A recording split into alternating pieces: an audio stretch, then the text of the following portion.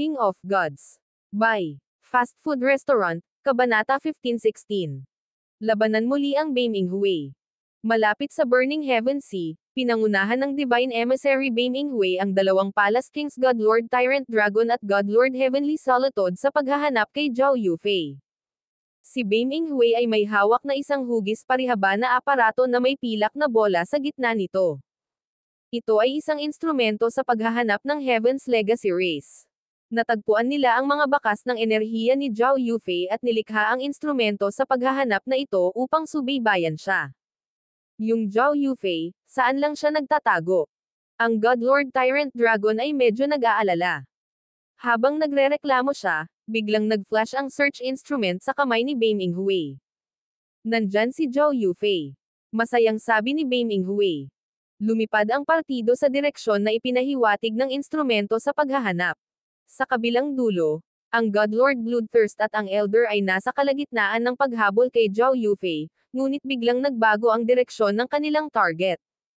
Higit pa rito, ang pagbabagong ito ay naging dahilan upang mas mapalapit sila kay Zhao Yufei. Anong problema ng babaeng ito? Nataranta ang matanda. Kalimutan mo na yan. Kunin muna natin siya. Ang mga mata ni Godlord Bloodthirst ay kumislap ng matalim na liwanag habang ang kanyang bilis ay biglang tumaas. Ito ang Chanhe Zone, ang teritoryo ng Purgatory Sacred Land. Kailangan bang mag-alala ng husto tungkol sa kanilang mga aksyon? Swoosh swoosh. Binago ng dalawang Godlord ang kanilang trajectory upang ipagpatuloy ang pagtugis. Sa kasalukuyang distansya, nakapaglansad sila ng mga pag-atake na maaaring makagambala kay Zhao Yufei. Whoosh! Bang! Inilabas ng Godlord Bloodthirst ang isang daliri, nagpakawala ng madugong sinag ng liwanag. Sa malayo, naunawaan ni Zhao Feng na sinusubukan ni Zhao Yufei na protektahan siya sa pamamagitan ng pagsisikap na ilayo ang mga humahabol sa kanya. Hindi niya maiwasang makaramdam ng kaunting init, ngunit mas matinding galit ang naramdaman niya. Brother Xin, mangyaring magbigay ng kamay. Agad na sinabi ni Zhao Feng. Ang mga kaaway ay mga Godlord, at hindi niya mailantad ng walang ingat ang kanyang sarili. Bukod pa rito, sapat na si Xin Wuang. Swish! Bumaril pasulong si Xin Wuang. Ilang sandali pa, nagpakita siya sa harap ng Godlord Bloodthirst at ng matanda. Boom! Bang! Ang pag-atake ng Godlord Bloodthirst ay tumama sa katawan ni Xin Wuang at madaling naharang, sumabog sa isang pagsabog ng madugong apoy. Ang Godlord Bloodthirst at ang matanda ay parehong nanginginig sa takot. Ang sinumang napakadaling harangin ang pag-atake ng Godlord Bloodthirst gamit ang kanilang divine body ay maaaring isang second heaven na nagpapadalisay sa katawan o isang third heaven. Sa madaling salita, itong Godlord na nagpakita sa kanila ay hindi isang taong maaari nilang masaktan. Senior, patawarin mo kami. Ang isang ito ay ang Godlord Bloodthirst ng Purgatory Sacred Land. Nagkaroon kami ng away sa babaeng iyon sa unahan, kaya hinabol namin siya. Agad na ibinaba ng Godlord Bloodthirst ang kanyang ulo at nagsimulang magpaliwanag. Sa kanyang pananaw, ang taong ito na biglang nakialam ay tiyak na kamag-anak ng babaeng spiritual race. Malaking kasalanan ang ginawa namin. Patawarin mo kami. Humingi ng tawad ang matanda. Si Zhao Feng ay nagmamasid mula sa malayo, at siya ay nasa kalagitnaan ng pag-concentrate ng kanyang isip upang may message niya si Zhao Yufei. Ngunit sa sandaling ito, nakita ni Zhao Feng ang tatlong figure sa kanyang larangan ng paningin, at agad siyang ngumisi. Natagpuan siya. Naging nasa sabik ang Godlord Heavenly Solitude. Inaasahan niya na sila ang unang grupo na makakahanap ng target. Ang hitsura ng grupo ni Baminghui ay natural na napansin ni Zhao Yufei. Napakalakas. Ang malalakas na aura na pinalabas ng tatlo ay nagpaalarma kay Zhao Yufei. Sa parehong pagkakataon, naramdaman niyang may kakaiba. Bakit nakatagpo siya ng napakaraming makapangyarihang Godlord sa napakaikling panahon? Sige. Nakatutok ang mga mata ni Baminghui habang inilalabas niya ang enerhiya ng Primal Chaos mula sa kanyang mga kamay. Ikaw. Nalaman kaagad ni Zhao Yufei na masama ang sitwasyon, ngunit wala siyang kapangyarihan laban sa pag-atake ni Baminghui. Gayunpaman, sa sandaling ito, isa pang daloy ng enerhiya ng Primal Chaos ang dumaan sa kanya. Boom! Bang! Crash! Nagbanggaan ang dalawang enerhiya ng Primal Chaos, na nagpakawala ng bagyo ng Divine Power. Kasabay nito, lumitaw si Zhao Feng sa tabi ni Zhao Yufei at pinrotektahan siya mula sa bagyo. Ang enerhiyang ito. Zhao Feng. Bumaba ang ekspresyon ni Bame Inghui, at pagkatapos ay nanlaki ang kanyang mga mata sa gulat. Brother Feng. Agad na hinawakan ni Zhao Yufei ang braso ni Zhao Feng. Ayos lang. Nandito ako. Ibinaba ni Zhao Feng ang kanyang ulo at malumanay na sinabi. Ngunit si Zhao Feng ay talagang nakaramdam ng ilang panghihinayang. Dapat ay nahanap na nila si Zhao Yufei bago ang Heaven-defying faction, perpektong nalutas ang lahat. Nako, sa mahalagang sandali, lumitaw ang mga miyembro ng Heaven-defying faction, at lahat sila ay kakilala. Sa malapit, nakalulungkot din si Xin Wuang. Naglalaban sila sa bawat segundo kasama ang Heaven-defying faction para mahanap muna si Zhao Yufei. Bagamat sila ang unang nakahanap sa kanya, ang Heaven-defying faction ay nasa likuran nila. Zhao Feng, sa pagkakataong ito, hindi ka na makakatakas. Nagdilim ang ekspresyon ni Bame Inghui habang siya ay sumisigaw. Wala na siyang pakialam kay Zhao Yufei ngayon.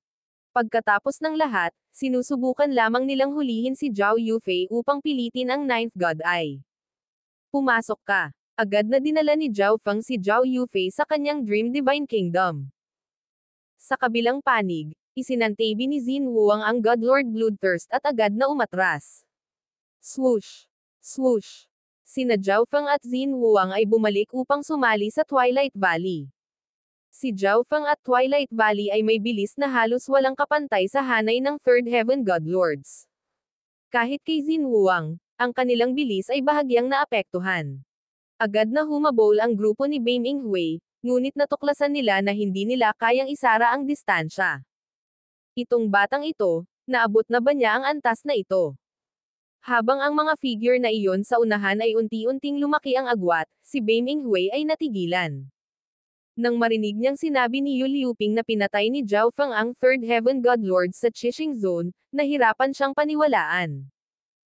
Ngunit sa sagupaan ngayon, at sa bilis na ipinakita ni Zhao Feng, nagsimula siyang maniwala. Naalala niya kung paano halos walang kapangyarihan si Zhao Feng laban sa kanya noong una silang nagkita, ngunit sa loob lamang ng ilang maikling taon, nagawa niyang maabot ang antas ng kapangyarihang ito. Napabuntong hininga na lang si Bame Inghui. Ito talaga ang may hawak ng Ninth God Eye. Hindi tayo makakahabol. Ano ang gagawin natin, Han or Divine Emissary? Nag-aalalang nagsalita si God Lord Heavenly Solitude. Walang dapat ikabahala. Hindi sila pwedeng umalis. Hindi ganoon kabahala si Bame Inghui. Hindi lang siya ang Divine Emissary na naghahanap kay Zhao Yufei. Nang matuklasan niya si Zhao Yufei, nagpadala siya ng mensahe sa lahat ng iba pang miyembro. Gaya ng inaasahan, hindi nagtagal pagkatapos magsimulang tumakas ang grupo ni Zhao Feng ay may isang malakas na enerhiya ang lumitaw sa kanilang harapan. Hahaha, hindi ko talaga inaasahan na lilito ang Ninth God Eye at itapon ang sarili sa lambat. Bumungad ang isang payat na lalaki na nakasuot ng puting roba. Isang Divine Emissary. Nanlalabo ang mga mata ni Zhao Feng. Nakita ni Zhao Feng ang lahat ng Divine Emissaries sa Heaven's Legacy Race Divine Kingdom at naalala ang lahat ng kanilang hitsura na parang kahapon lang. Ang lalaking ito na nakasuot ng puting damit ay isa sa mga Divine Emissaries na ito. Light Race. Nararamdaman ng Twilight Valley ang isang pamilyar na bloodline na enerhiya mula sa lalaking ito na nakaputing damit. Ilang sandali pa, lumitaw ang isang itim na babae sa Second Heaven. Mula sa kanyang cultivation, malamang na isa siyang Palace King ng Heaven-defying faction. Dahil iyon ang kaso, lumaban ka. Agad na tumahol si Zhao Feng.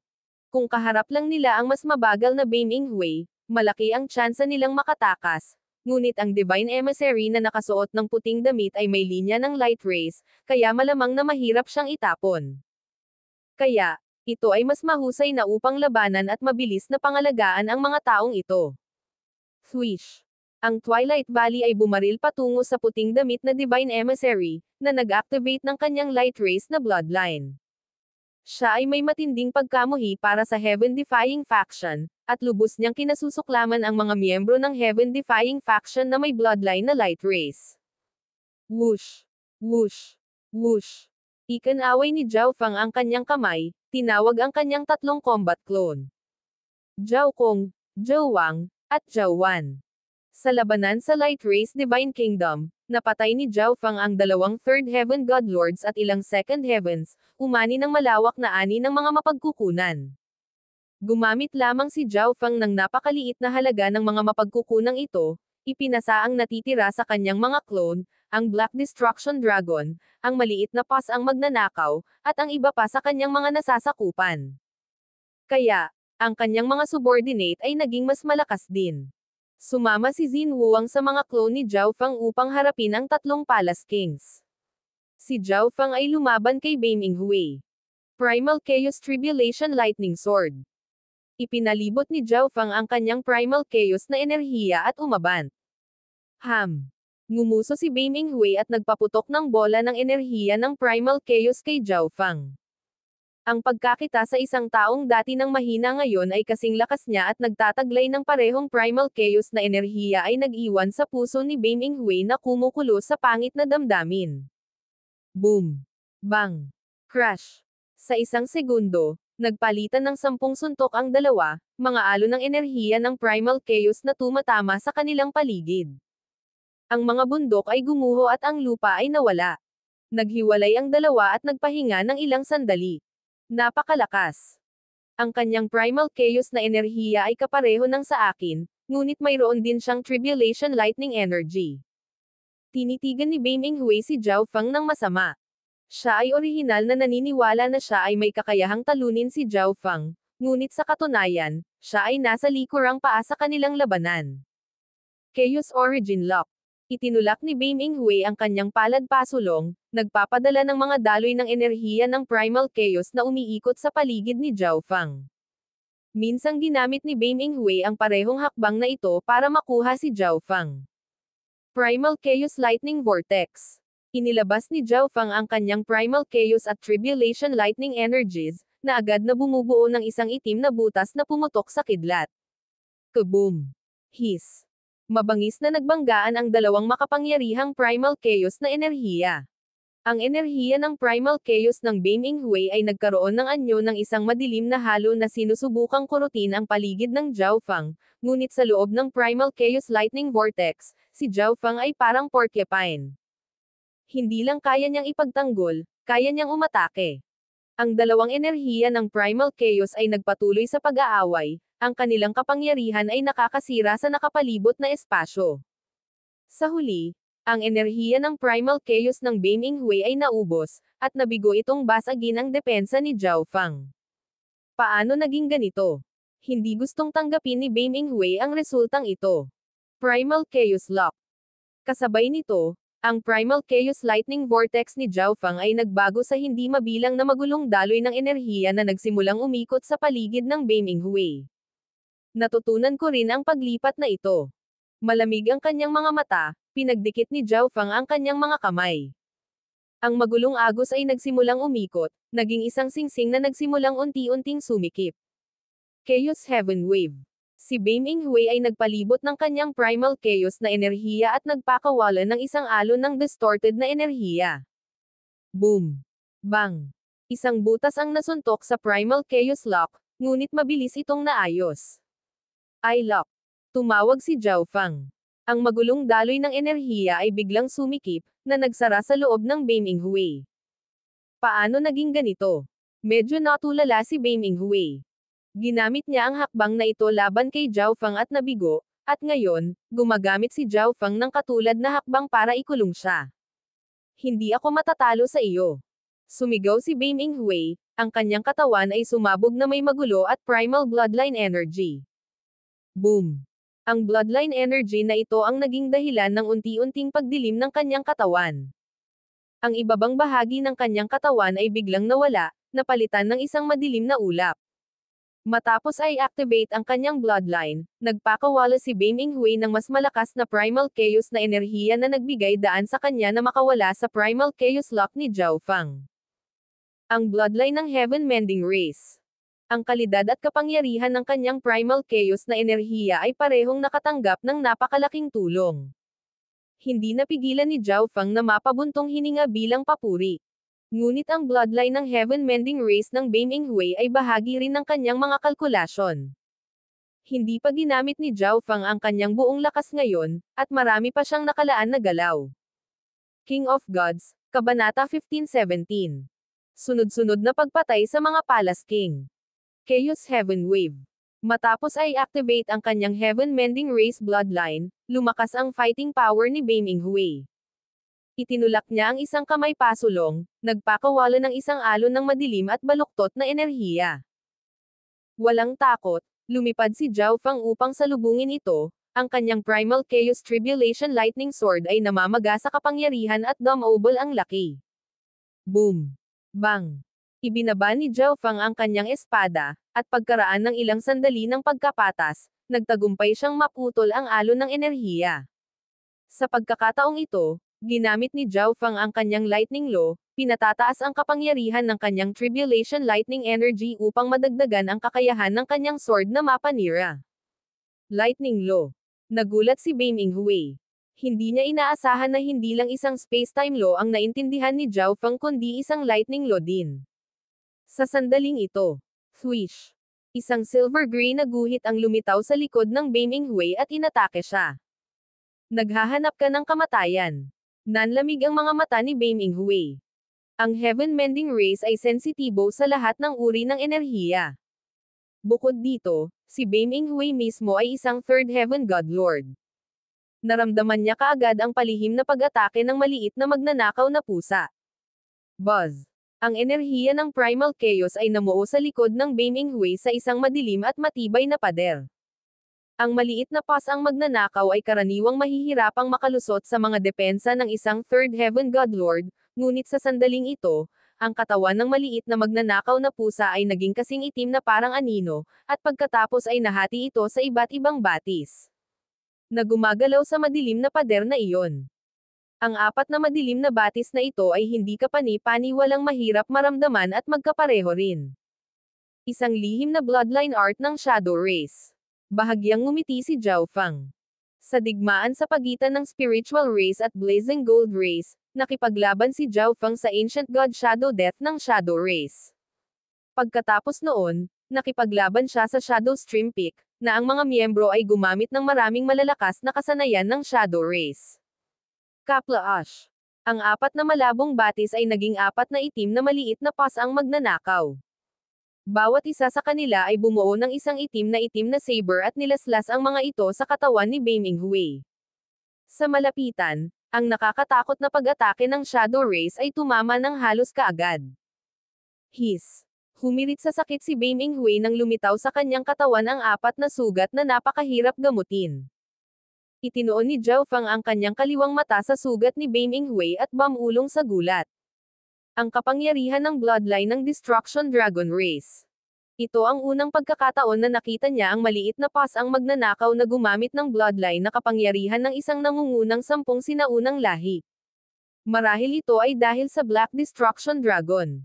Total madalas silang dalawa ang magkasama. Bagamat hindi ito kompletong kopya ng kapangyarihan ng Destruction Dragon Race, isa na itong hindi kapani-paniwalang gawa. Itong Heaven's Legacy Cat, ito talaga. Si Beiming Hui ay natigilan ng walang kapantay. Ang ordinary Heaven's Legacy Cats ay mayroon lamang bloodline ng Heaven's Legacy Race at hindi mga makapangyarihang mandirigma. Para sa mga Heaven's Legacy Cats na inilagay sa Ancient Race Duplication Plan, sila ay mamamatay sa kabiguan o makukuha ang Ancient Race Bloodline. Gayunpaman, ginamit ng pasang ito ang mga kakayahan ng ilang iba pang sinaunang bloodline. Ano ang nangyayari dito? Swish! Ginamit ni Zhao Feng ang pagkakataong ito para maningil at maglaslas gamit ang kanyang Primal Chaos Tribulation Lightning Sword. Boom! Bang! Crash! Ang sagupaan ng enerhiya ng Primal Chaos ay naging sanhi ng pagyanig at pagdaing ng espasyo mismo. Ang mga pinsalang dulot ng maliit na pas ang magnanakaw ay may epekto sa kalagayan ni Beiming Hui. Bukod dito, ang mga kakayahan sa pagmamasid ng God Spiritual Eye ni Zhao Feng ay nagbigay daan sa kanya na makita ang mga pag-atake at depensa ni Beiming Hui at idagdag ang mga sugat ni Beiming Hui. Mamatay! Sumigaw si Beiming Hui, Isang maitim na fragment ang biglang lumitaw sa kanyang kamay. Habang hawak ni Bame Inghui ang fragment na ito, ang kapangyarihan at kalidad ng kanyang primal chaos na enerhiya ay umabot sa ibang antas at nagsimulang maglabas ng napakalaking pressure. Ang fragment ng ancestral artifact. Nagulat si Zhao Fang. At ang Bame Inghui ay malamang na hindi may hawak na anumang ordinaryong fragment ng ancestral artifact, ngunit isang fragment ng ancestral artifact na pag-aari ng Heaven Mending Race. Chaos Heaven Shattering Slash. Inilipat ni Bame Inghui ang fragment ng ancestral artifact, na nagpakawala ng nakakatakot na shockwave ng enerhiya ng primal chaos. Ang malawak na alon ng enerhiya ng primal chaos ay kinain ang lahat ng enerhiya sa dinadaanan nito habang umaatungal ito patungo kay Zhao Fang. Sa fragment ng ancestral artifact, ang mga pag-atake ng primal chaos ng Bame Inghui ay malamang na isang hiwa sa itaas ni Zhao Fang. Dahil iyon ang kaso, ipaparanas ko sa iyo ang kapangyarihan ng Dream God Eye. Si Zhao Fang ay hindi natakot. Sa kanyang kaliwang mata, ang Tribulation Lightning at Primal Chaos na enerhiya ay nagsimulang magpulso at mag-fuse. Primal Chaos Lightning Sword. Isang maitim na espada na dumadagandong na may kidlat ang lumabas sa kaliwang mata ni Zhao Fang. Swish. Bagamat tila mabigat, ang kidlat na espadang ito ay mabilis na tumagos sa kalangitan. Pagsasama-sama ng Primal Chaos na enerhiya at Tribulation Lightning Power sa isang eye bloodline technique. Nagulat si Bame Inghui. Ginagamit niya ang fragment ng ancestral artifact para palakasin ang kanyang Primal Chaos energy. Samantala, ginagamit ni Zhao Fang ang Ninth God Eye para palakihin ang kapangyarihan ng kanyang Primal Chaos energy. Boom! Bang! Ang madilim na kidlat ay agad na tumagos sa magulong alon ng enerhiya, at ang divine power ay kumalat palabas at sinira ang paligid. Ngunit nakikita ng kaliwang mata ni Zhao Fang ang lahat at napansin kung ano ang nangyayari sa punto ng impact. Ang espadang iyon ng madilim na kidlat ay tumama sa isang puwang sa alon ng enerhiya. Ang Primal Chaos Lightning Sword ay mabilis na lumipad palabas ng shockwave. Ang Primal Chaos Lightning Sword ay mas nakatutok. Bahagyang ngumiti si Zhao Fang. Sa mga tuntunin ng nakakapinsalang kakayahan, ang kakayahang Primal Chaos na ito ay maaaring hindi maihahambing sa pag-atake ni Bame Inghui, ngunit ang kapangyarihan ng Primal Chaos Lightning Sword ay nakatuon sa isang punto, na nagbibigay dito ng higit na kakayahang tumusok. Hindi. Naalarma na tumawag si Bame Inghui. Ang malakas na pag-atake na ginawa niya gamit ang fragment ng ancestral artifact ay binasag pa rin ni Zhao Fang. Swish. Sa isang pagsabog ng kidlat, isang madugong butas ang nasuntok sa dibdib ni Bame Inghui. Ang eye bloodline technique na bersyon ng Primal Chaos Lightning Sword ay lubhang nakakapinsala din sa kaluluwa. Agad na naramdaman ni Bame Inghui na manhid ang kanyang kaluluwa. Samantala, patuloy na inatake ni Zhao Fang ang Bame Inghui gamit ang kanyang mga espada. Boom! Bang! Crash! Ikinaway ni Bame Inghui ang kanyang kamay, na nagpatawag ng malawak na alon ng Primal Chaos na enerhiya upang harangan ang pag-atake ni Zhao Fang. Dreamification. Ginamit ni Zhao Fang ang kanyang Dream Origin Eye Bloodline Technique. Ang pinagmulan ng enerhiya ay lumabas sa kanyang kaliwang mata, na nagpakawala ng malalawak na ulap ng panaginip na ambon. Sa isang iglap, lahat ng bagay sa paligid ni Zhao Fang ay natabunan ng parang panaginip na kulay. Mamatay. Muli namang inatake ni Zhao Fang ang Bame Inghui. Sa pagkakataong ito, ang mga depensa ni Bame Inghui, na pinahina ng Dreamification, ay madaling nabasag. Crack! Isang bolt ng Primal Chaos Tribulation Lightning na enerhiya ang bumalot sa dibdib ni Bame Inghui. Lumipad siya pabalik, nagsusuka ng dugo. Ang kapangyarihan ng Ninth God Eye. Naramdaman ni Bame Inghui na ang nakakasilaw na kulay na nagpinta sa mundo ay patuloy na nauubos sa kanyang lakas at pinupuno ang kanyang isip ng hindi maipaliwanag na pagkabalisa. Swish! Biglang umatras si Bame Inghui.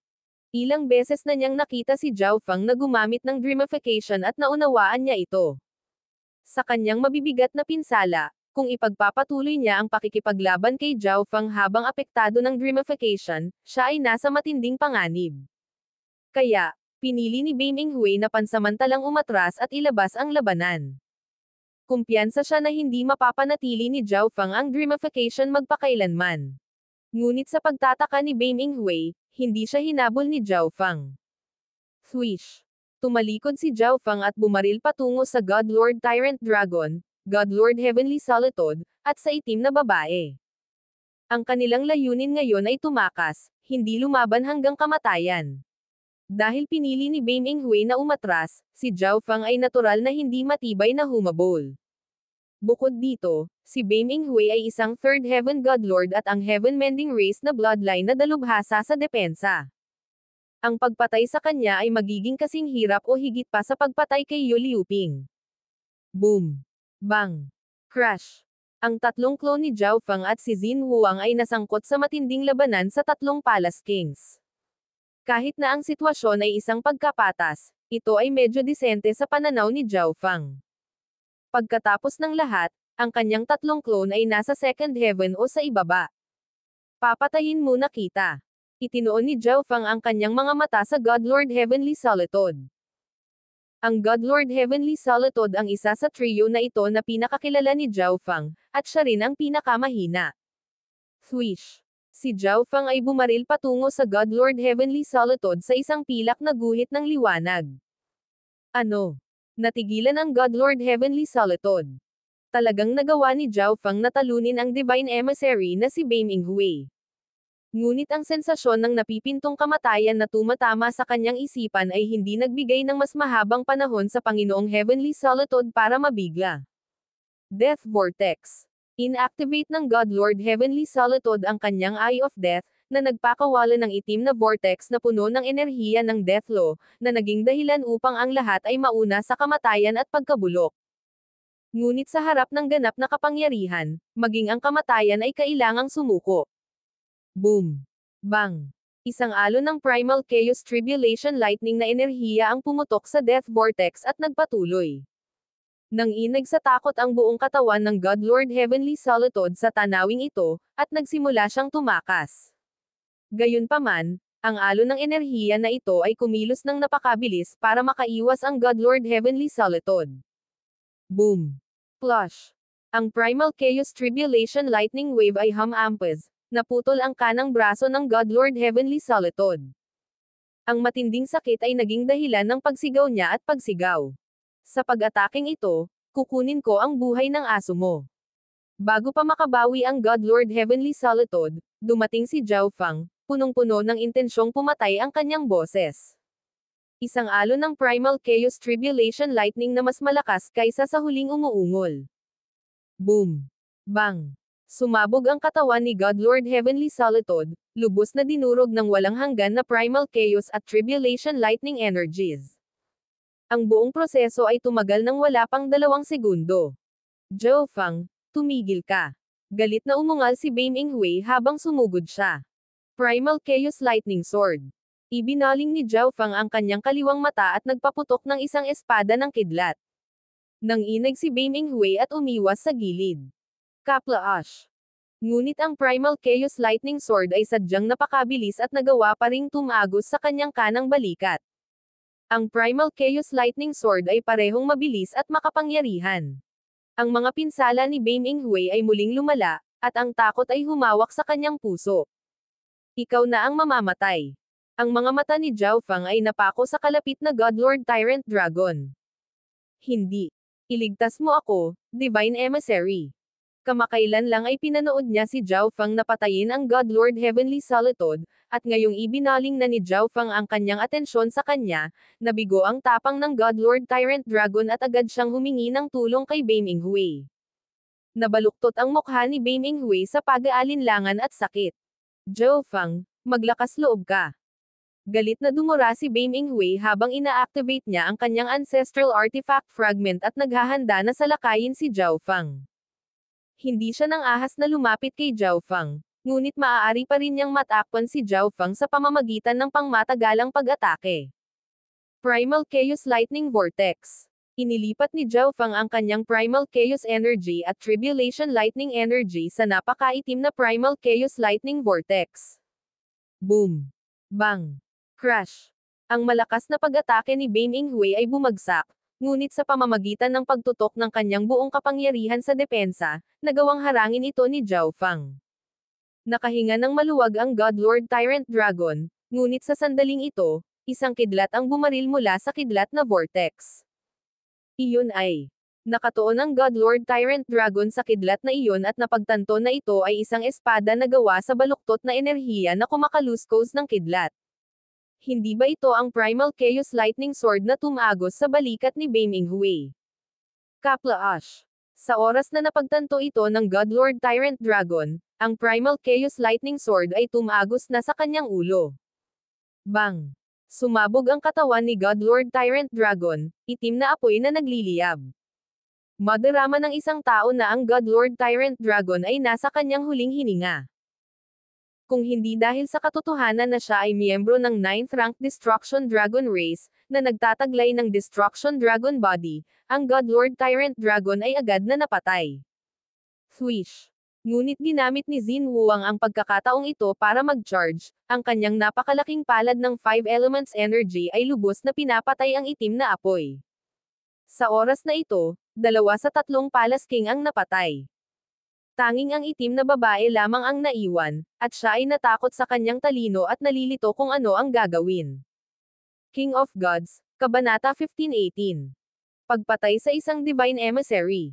Ang lalaking nakasuot ng puting damit na nakikipaglaban sa Twilight Valley ay nakita kung ano ang nangyayari sa kabilang larangan ng digmaan at natigilan sa pagkabigla. Si Beiming Hui ay isa sa mga mas malakas na Divine Emissaries, ngunit siya ngayon ay malubhang nasugatan, at 2 sa 3 Palace Kings ay namatay na, kasama ang natitirang itim na babae sa matinding panganib. Beiming Hui, anong nangyayari? Alarma na sigaw ng lalaking nakaputing damit. Natahimik si Beiming Hui, hindi alam ang sasabihin. Ang kailangan lang nilang gawin ay hawakan si Zhao Feng hanggang sa dumating ang Protector, kung saan maaayos ang lahat. Ngunit matapos makita si Zhao Feng na naging napakalakas at nagtataglay ng parehong uri ng enerhiya ng Primal Chaos gaya ng kanyang sarili, nakalimutan ni Beiming Hui ang kanilang orihinal na layunin. Siya ay naiinip at sinubukang talunin si Zhao Feng upang patunayan ang kanyang sarili. Sa bandang huli, siya ang binigyan ng isang malungkot na pagkatalo. Maaaring sabihin ng isa na siya ang nag-iisang lumikha ng sitwasyong ito, ngunit para sa Beiming Hui, lahat ito ay dahil kay Zhao Feng. Primal Chaos God Burial. Sumisigaw si Beiming Hui habang sinusunog niya ang kanyang dugo at divine power. Boom! Itinulak niya ang 2 palad pasulong, nagpakawala ng malalawak na alon ng enerhiya ng Primal Chaos. Ang napakaraming enerhiya ng Primal Chaos na ito ay natipon sa ibaba ng Zhao Feng, na bumubuo ng isang Primal Chaos Vortex na nagsagawa ng malakas na paghila na nagdrag sa lahat ng enerhiya sa mundo. Dahil siya ay nasa itaas mismo ng vortex, naramdaman ni Zhao Feng ang pinakamalaking paghila sa lahat. Habang ang Primal Chaos Energy Vortex na ito ay kumonsumo ng enerhiya, patuloy itong lumawak at tumaas paitaas. Parang gusto nitong ilibing si Zhao Feng sa loob. Buzz! Agad na na-activate ni Zhao Feng ang kanyang 3 fragment ng Ancestral Artifact, na nagpapadala ng wave ng spacetime energy sa vortex. Ang malakas na spacetime energy na ito ay lubos na humadlang sa vortex. Ang Primal Chaos Vortex ay unti-unting humina, ang bilis ng pag-ikot nito ay bumagal. Samantala, pinutol ni Zhao Feng ang ilang alon ng enerhiya gamit ang kanyang Primal Chaos Tribulation Lightning Sword. Boom! Bang! Sa isang iglap, naputol ang Primal Chaos Vortex. Nang makita ito, umatras muli si Beiming Hui. Siya ay nasugatan ng husto at ginamit lang niya ang kanyang pinakamakapangyarihang Bloodline Art, ngunit nabigo pa rin siyang saktan si Zhao Feng. May pagkakataon pa na mapatay siya ni Zhao Feng. Sa kabilang panig, ang natitirang Palace King ay napapaligiran ng 3 clone ni Xin Huang at Zhao Feng, na hindi nagbigay sa kanya ng pagkakataong makatakas. Ilang sandali pa, napatay ang itim na babae. Dahil dito, patay na ang 3 Palace Kings. Patayin. Lumingon si Zhao Feng sa pakikipaglaban ng Twilight Valley sa Divine Emissary na may puting damit. Hanggat kaya nilang pangalagaan ang Divine Emissary na may bloodline na light race, lahat sila ay ligtas na makakaalis. Hindi. Paano ito mangyayari? Naramdaman ng lalaking nakasuot ng puting damit ang maraming enerhiya na mabilis na lumalapit at namutla. Time Prison. Agad na dinobol ang pagsisikap ng Twilight Valley. Wala siyang ibang gusto kundi putulin ang mga miyembrong ito ng Heaven's Legacy race na may implanted na mga bloodline ng Light race. Buzz. Lumitaw ang mga ethereal na puting ilaw sa paligid ng lalaking nakasuot ng puting damit, na umaabot at kumukonekta sa isang puting hola. Kung ang isang normal na tao ay nahuli sa hola na ito, walang alinlangan na sila ay kikilos ng kasing bagal ng pagong. Gayunpaman, ang lalaking nakasuot ng puting damit ay may blue dye ng light race at mayroong kanyang light law at time energy. Siya ay lubos na lumalaban sa pamamaraang ito. Boom! Bang! Crash! Paulit-ulit niyang itinulak ang kanyang mga palad, at ang kanyang malakas na enerhiya sa oras ay nagtagumpay sa paglabag sa time prison. Ngunit ito ay bumili ng sapat na oras para dumating sina Zhao Feng at Xin Wuang. 5 Elements Law Shattering Palm. Inilabas ni Xin Wuang ang isang palad, nag-iipon ng enerhiya ng 5 elements sa isang napakalaking 5 kulay na palad na kumulog mula sa langit. Ikinaway ni Zhao Feng ang kanyang braso, ibinato ang Primal Chaos Tribulation Lightning Sword sa kanyang kamay. Ginamit din ng kanyang mga clone ang sarili nilang eye bloodlines para salakayin ang lalaking nakasuot ng puti. Boom! Bang! Crash! Ang lalaking nakasuot ng puting damit ay agad na nilamon sa mga pag-atake, ngunit hindi ito nakagawa ng malaki sa lalaking nakasuot ng puti. Pagkatapos ng lahat, siya ay nasa light race at may time body, na lubhang lumalaban sa lahat ng uri ng enerhiya. Swish! Ang lalaking nakasuot ng puting damit ay lumabas mula sa nakakatakot na pagsabog na iyon. Bame Inghui, anong ginagawa mo? Naisip mo ba ang mga kahihinatnan na darating kapag nabigo ang misyon na ito? Agad na sigaw ng lalaking nakaputing damit. Sa kanyang pananaw, kasalanan ni Bame Inghui ang lahat kung bakit sila nasa ganitong sitwasyon. Ang mga kahihinatnan. Nanginginig si Bame Inghui. Nasa huling yugto na ang plano ng Heaven Lord. Siya ay lubos na nakatuon sa bagay na ito at lubos na umaasa na makuha ang Ninth God Eye. Kung ang misyon na ito ay nabigo dahil sa kanya, ang mga kahihinatnan ay maaaring mas nakakatakot kaysa kamatayan. Nang maisip niya ito, huminga ng malalim si Bame Inghui at lumingon sa grupo ni Zhao Feng. Kinailangan niyang ipagpaliban ang mga ito hanggang sa dumating ang Protector. Brother Xin, mangyaring ihinto sandali ang Bame Inghui. Tumawag si Zhao Feng. Si Bame Inghui ay lubhang nanghina sa kanyang mga pinsala.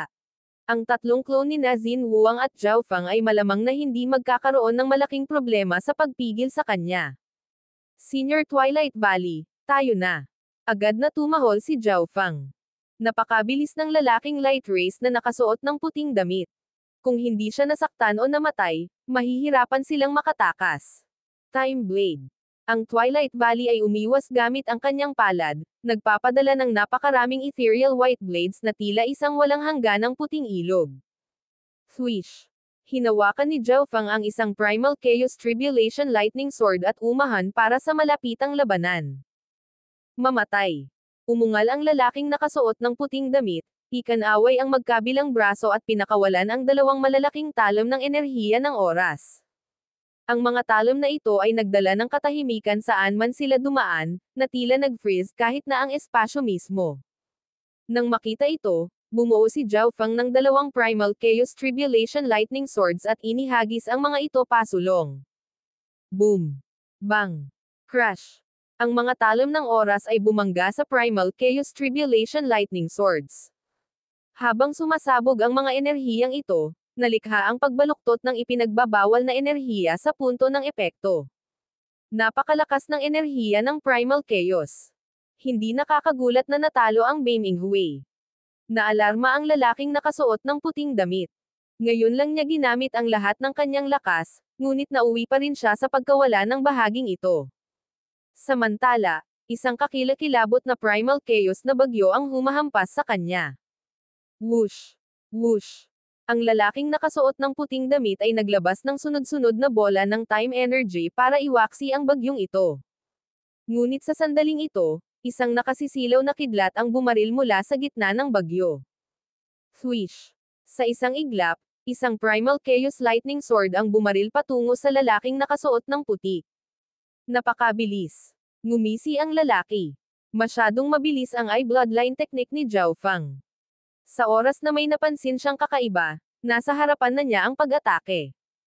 Ang lalaking nakasuot ng puting damit ay nagpakawala ng time energy para maapektuhan ang pag-atake ni Zhao Feng habang sinusubukan ding tumakas ng mabilis hanggat kaya niya. Kalmadong pinanood ni Zhao Feng ang lahat ng ito mula sa malayo.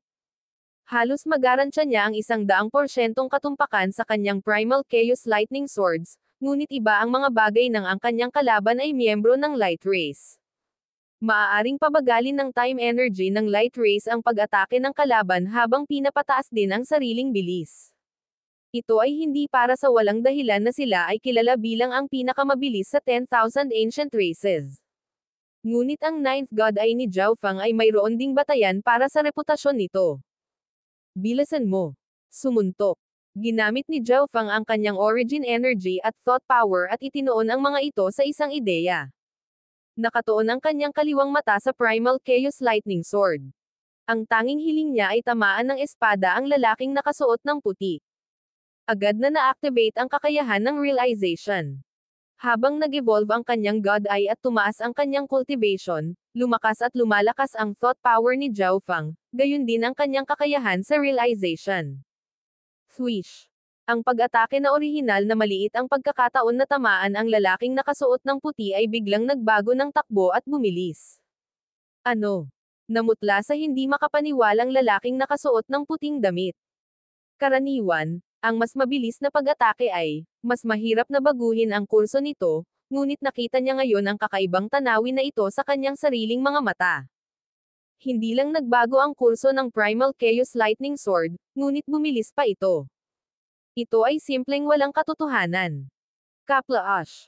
Ang Primal Chaos Lightning Sword ay tumusok sa dibdib ng lalaki. Kahit na ang isang time body ay hindi naging maayos laban sa pagpasok ng enerhiya ng Primal Chaos Tribulation Lightning.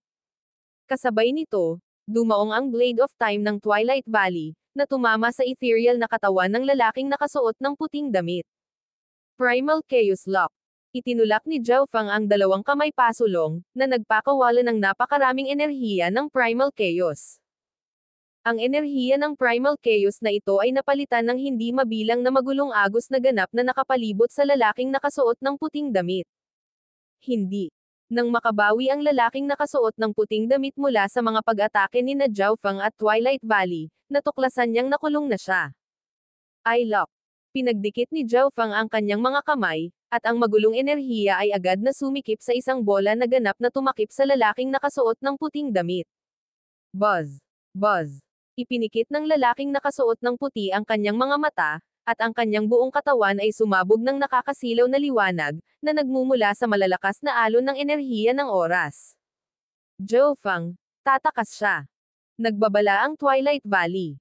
Ang time body ng Light Race ay medyo kakaiba. Kapag ang isa ay gumamit ng isang Bloodline Secret Art, ang isa ay naging may kakayahang dumaan sa lahat ng pisikal na bagay. Natural na hindi siya mahawakan ng Primal Chaos Lock. Siyempre, ito ay pangunahin dahil ang lumalamon na katangian ng enerhiya ng Primal Chaos ay walang gaanong epekto sa enerhiya ng oras. Kung hindi, mas mababa ang tsansa ng lalaking nakasuot ng puting damit na makalaya. Hindi siya magtatagumpay. Nakatuon si Zhao Feng habang sinimulan niyang i-circulate ang origin energy. Gumawa siya ng dream dimension sa kanyang isipan. Intrusive dream. Habang nakatutok ang kaliwang mata ni Zhao Feng sa lalaking nakasuot ng puting damit, nagsimula itong magliwanag ng napakalaking paghila. Agad na naramdaman ng lalaking nakasuot ng puting damit na hinihila ang kanyang isip, at nakita niyang imposibleng mag-concentrate sa paggamit ng kanyang lihim na sining. Samantala, patuloy na kinakain ng Primal Chaos Lock ang kanyang lakas. Kasabay nito ang pag-atake ng Twilight Valley. Ang mga pag-atake ng oras na ginamit niya ay maaaring dumaan sa Primal Chaos Lock at matamaan ang lalaking nakasuot ng puting damit. Kahit na ang kanilang kapangyarihan ay hamina, ito ay mas mahusay kaysa sa wala. Nanginginig at nanginginig ang katawan ng lalaking nakasuot ng puting damit. Sa isang tabi, ang kanyang isip ay hinihila ng intrusive dream ni Zhao Feng. Sa kabilang panig, ang Primal Chaos Lock ay unti-unting kinakain ang kanyang kapangyarihan. At sa lahat ng ito, kailangan pa niyang harapin ang mga pag-atake ng Twilight Valley. Dahil sa pressure sa tatlong panig, Unti-unting nanghina ang lalaking nakasuot ng puting damit. Sa isang tiyak na punto, lumuwag ang kanyang isip, at hinayla siya sa dream dimension ni Zhao Fang. Hanggat ang isa ay nasa kanyang dream dimension, kayang patayin ni Zhao Fang kahit isang God King. Boom! Bang! Ang lalaking nakasuot ng puting damit sa loob ng Primal Chaos Lock ay hindi maipaliwanag na sumabog, namamatay kasama ang kanyang kaluluwa. Hindi. Divine Emissary Chang. Gulat na sigaw ni Beiming Hui. Hindi niya akalain na ang Divine Emissary Chang, kasama ang kanyang Light Race bloodline, ay papatayin ni Zhao Fang. Pumunta ka. Tumawag si Zhao Fang. Kung wala ang tulong ng Light Race Divine Emissary, hindi sila kayang pigilan ng matinding pinsalang si Beiming Hui. Agad na umatras ang mga clone ni Nazin Wuang at Zhao Fang at naghanda na umalis. Ngunit sa sandaling ito, ang buong mundo ay tila nagyelo habang bumababa ang napakalaking presyon. Pagkaraan ng ilang sandali, ang buong mundo ay kinulayan ng pula at nagninangas na apoy na nabuhay. Nasusunog ang lahat, maging ang lupa at hangin. Ang lahat ng mga tao sa loob ng rehiyong ito ay naramdaman din na malapit na silang magliyab. Ang pakiramdam na ito, God King. Naninigas ang mukha ni Zhao Fang. Katatapos lang nilang lutisin ang kanilang kasalukuyang suliranin at aalis na sana, at ngayon ay dumating na ang isang God King. Ito ba ay mga reinforcement mula sa Heaven-defying faction? Hindi ito ang Protector. Sa di kalayuan, naramdaman din ni Beiming Hui ang nakakapasong enerhiyang ito. Saan ka pupunta sa sobrang pagmamadali? May mahinang tawa. Ilang sandali pa, isang nakangiting elder ang lumitaw sa kanilang harapan, ang kanyang katawan ay nababalot ng walang hangganang apoy habang nakatingin sa kanila.